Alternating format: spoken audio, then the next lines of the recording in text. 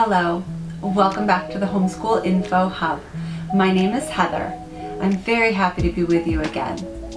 As promised, I am going to share the story of why I chose homeschooling for my children, for our family. It's a family decision, an amazing decision at that. In order for me to share this story, I need to give a little background information. So I had been teaching for 15 years when I had my first child. All I had ever imagined was to be a stay-at-home mom. I had imagined having my first child at age 21, being a stay-at-home mom. I just really have always loved children. From the time that I was young, I knew that I was on the path to becoming a teacher. But in my mind, the moment I had children, I was going to be a stay-at-home mom. Well, that moment happened when I was older and had maybe more responsibilities. We lived in Massachusetts. It was expensive to afford to live in Massachusetts. And so we decided, at the time I was married, and we decided that it was best that I continue teaching. My heart. It was what we needed to do. And so when I knew that I was having my child, I decided to apply for the half-day kindergarten position that opened up at my school. So it was this perfect timed position that was opening up at the school I had been in forever. So there was really no reason that they would deny me. I actually had an early childhood degree. That's what I had gone to school for. I had always hoped to be in younger grades, but when I got my first position, it was second grade, and then I kind of liked moving up from there. Anyways, the opportunity was there, and so I dove right in. Sure, I'll teach kindergarten half day so that I can spend most of my day with my child, my new baby. I did have the opportunity to stay home with my daughter for the first 11 months.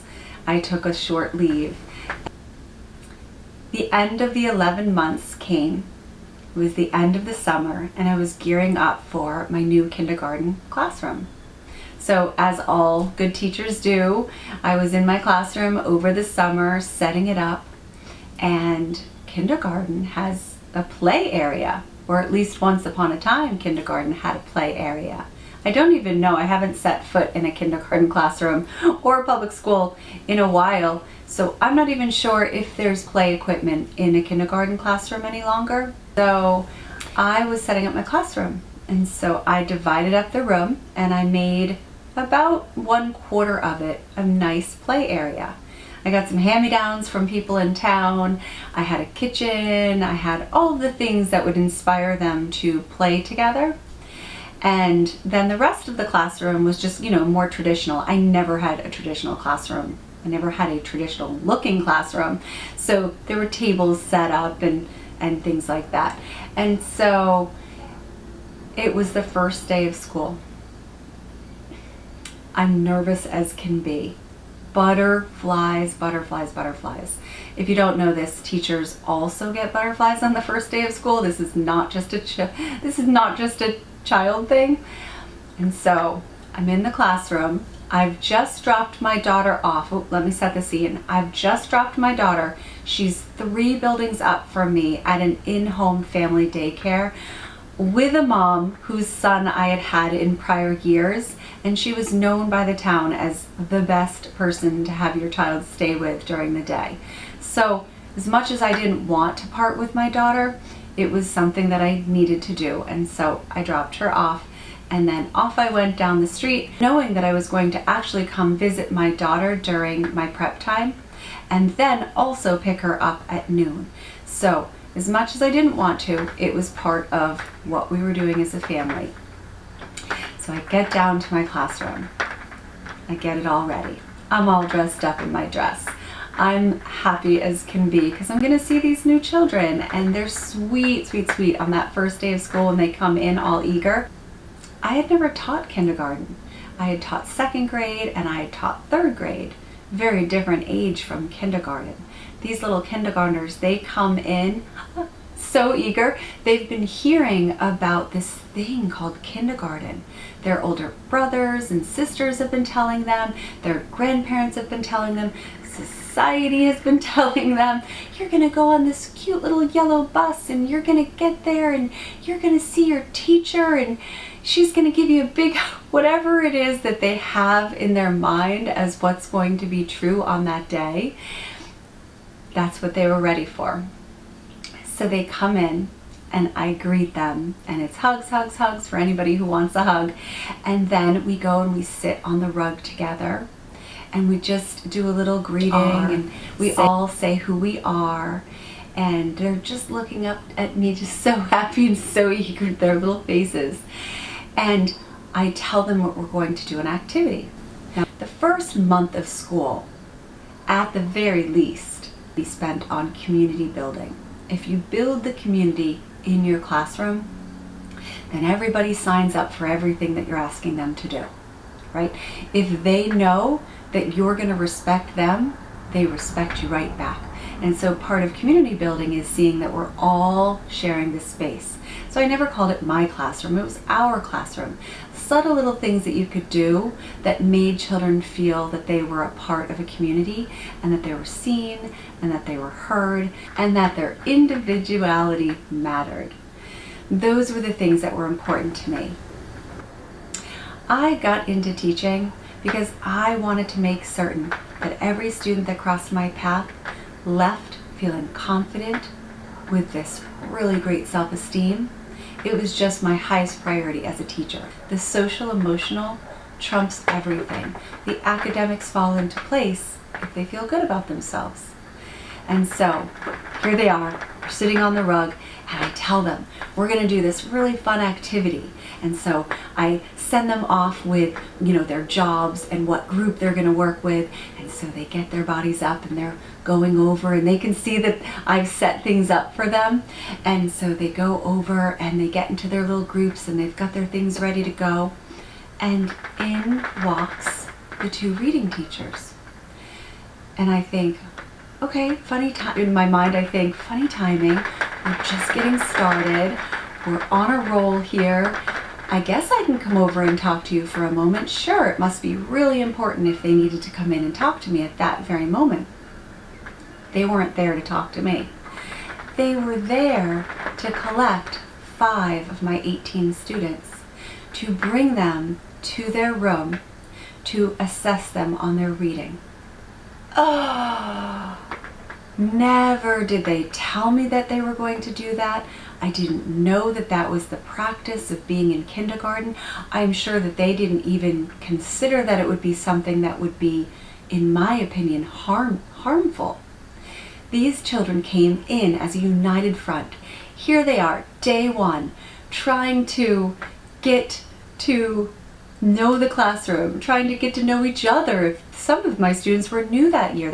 I had 2 brand new students to the district. So they just wanted to come in and feel it out and be together, be a part of the community, and then they were pulled away. Now let's be really clear. I didn't know it in the moment, but I knew it at the end of the day when I looked. Those 5 children pulled out of the 18, they were the youngest children in the class. Does that surprise you at all? It didn't surprise me at all. I thought, are you kidding me? Of course, to the school system, they're struggling readers. But no, they just simply were younger. And they're 5. So if they're the youngest 5-year-olds, developmentally, their brains just have not been ready to read. That's it. Mastering reading happens between the ages of 4 and 14. Being an early reader does not predict higher success in life. There's been no statistics that have been able to follow that to be truth, because there's so many other factors in there. So there's this big window of time in which a child learns to read. So now we're taking these children who are my youngest 5-year-olds, who developmentally, their brains literally aren't ready to read yet. It's okay, because their brains will be ready when their brains are ready. It doesn't matter how many things that people do. The, T-H-E, the, sight words, all those sight words. It doesn't matter how many times you show it. It's, yeah, going to help them a tick, but it's going to make them feel like, what's wrong with me? That's the part that is more impactful. Not, oh boy, now I can read the word the. Oh, I see it. That's the word the. No, what it's going to do is going to make that child feel lesser than. It's going to make them feel like they're different. It's going to make them feel like there's something wrong with them. Reading happens naturally. That's another day, another video. All of this is to tell you why we chose to homeschool our own children. So now they're gone, they're here, and I'm thinking, literally, my daughter comes to mind. My future son, who I didn't know was going to exist, comes to mind. And I think, absolutely not. My daughter, who is at this time only 4 years away from this experience, will not be experiencing this. This is my first day as a kindergarten teacher, and I have this overwhelming sense this is a no. So this is red flag number one. What solidified the decision, which really was already made, but what really solidified the decision is now we move through the days in the kindergarten classroom. Now remember, I had set up this really beautiful play area. Day one, I can feel my students, their whole energy. If they're looking at me, I can feel them in the corner of their eyes longingly, their bodies longingly wanting to go over to that play area. They know most of the children in the class. They've been spending the past few years with them in preschool, at the parks, and they just want to get over there. They want to play with the dolls that they see. They want to play with the trucks. They want to play in the kitchen area. They just want to have imaginative play. Because in imaginative play, there's so much learning. But unfortunately, because this is the schooling system that we have here in the United States, everything has been pushed back. It happened about, I don't know if it was 15, 20, probably 20 years ago. I was there when it happened, so it was either 20, 25 years ago, where they brought the standardized testing in pretty hardcore, especially here in Massachusetts. I'm not certain about other states and how that functioned, but they brought in two things: time on learning and standardized testing. We have the lovely MCAS here in Massachusetts, which once upon a time we used to give a little bit on how to take the test, and now it literally is day one, they're starting to prep the kids for the tests because their own jobs are on the line if their students don't perform well. It's a terrible system. So now you have time on learning, which means we had to get rid of anything that was extra. So many wonder why cursive writing went away. Cursive writing went away. I was part of the team of teachers in third grade that said, we don't have time for cursive writing.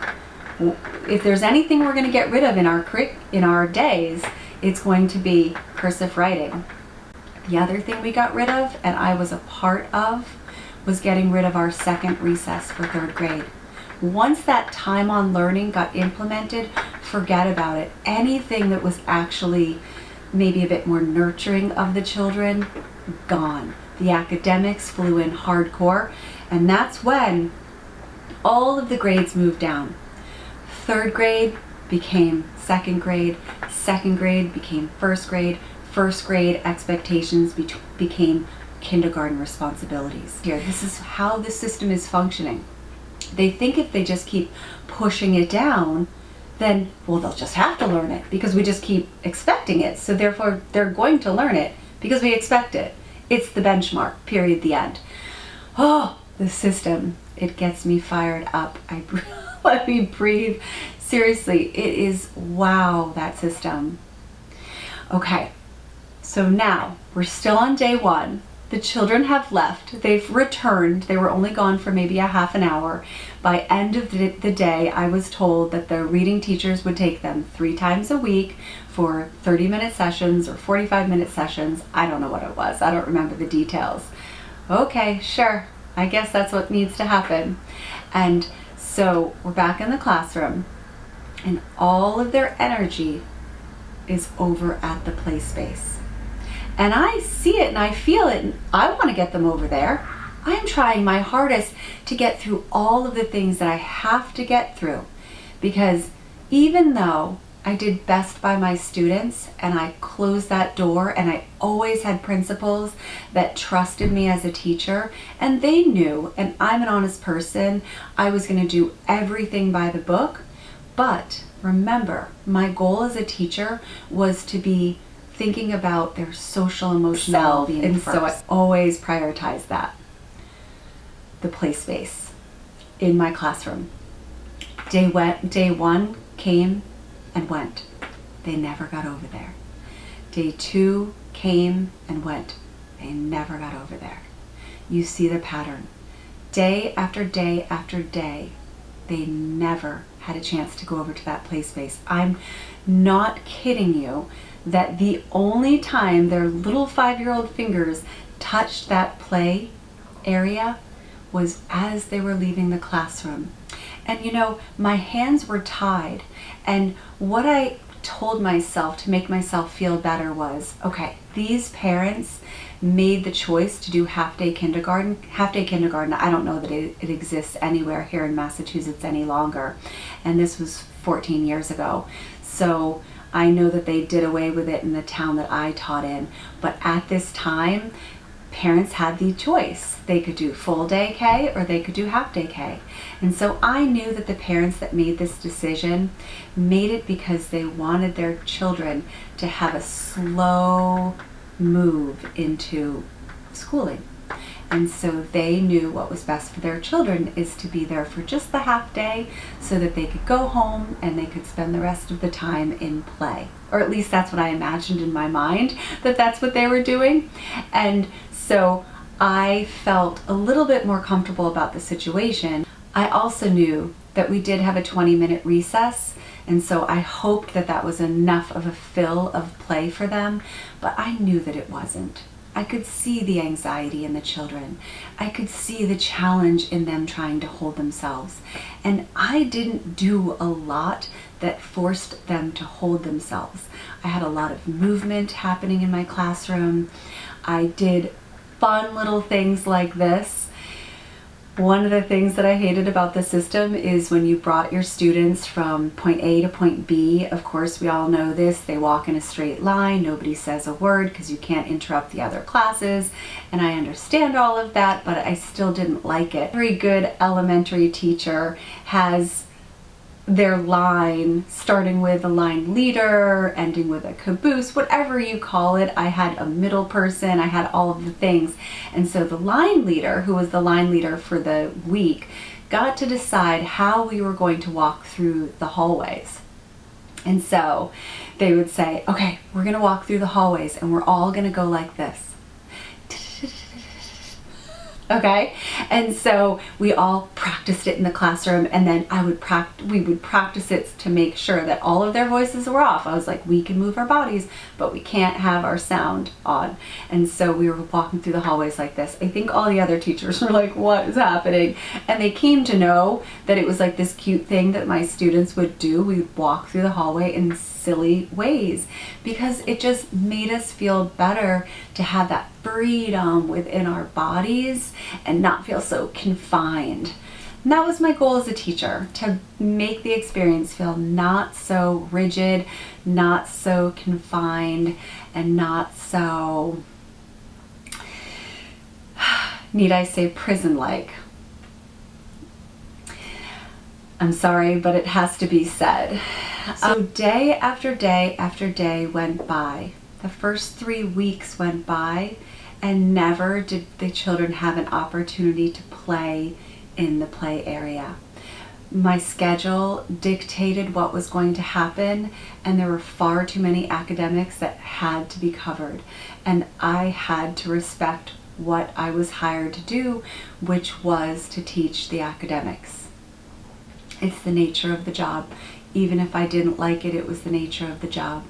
I could make it as fun as possible, and still it was tedious work for a 5-year-old. And so what I started to do Instead of having the children just, constantly be looking over and longing to be there, I started to just dismantle it, and I started to take pieces of it home. Let me tell you, those two things, between my students being pulled out on the first day, 5 of them, 15 minutes into the school day, the first day of their kindergarten experience, basically being told you're not up to par, it broke my spirit. Then, having the experience of my students not getting a moment to play within the classroom broke my spirit, because it broke my spirit because I was breaking their spirits. That is what I learned as a kindergarten teacher. I'm so glad I had the opportunity to teach kindergarten. I'm not quite sure that it would have been so eye-opening when I had my child. I don't know that I would have come to that place of, it's an absolute no. I am not going to do this with my children. And so in that first month of teaching kindergarten, because I realized that I, as the kindergarten teacher, was the adult who was going to break the spirits of my students, all of these beautiful little 5-year-olds, my job was to break their spirits so that they would conform to the system. There's just no way around it. It is the simple fact. And you could argue with me and say, but they're fine, like they adjust fine. They are adjusting because they have to conform. There's no way around it. I often think about my own experience as a student through the public school systems. I often think of it, and wow, did I hold myself. We can talk about public school for ourselves another day. So you can see, based on the experience that I was having as a public school teacher, I was very certain what I didn't want my own children to experience. And I made that decision when my daughter was 11 months old, that it was a hard no for us. So we set off right into homeschooling. I'm very grateful I had that experience, and I'm happy to share it with you. Thanks for being with me here today. Tomorrow, I'm going to tell you how to leave the system. If that's what you choose to do, you'll have the information from me tomorrow. Look forward to being with you. Take care. Have a great day. Bye-bye.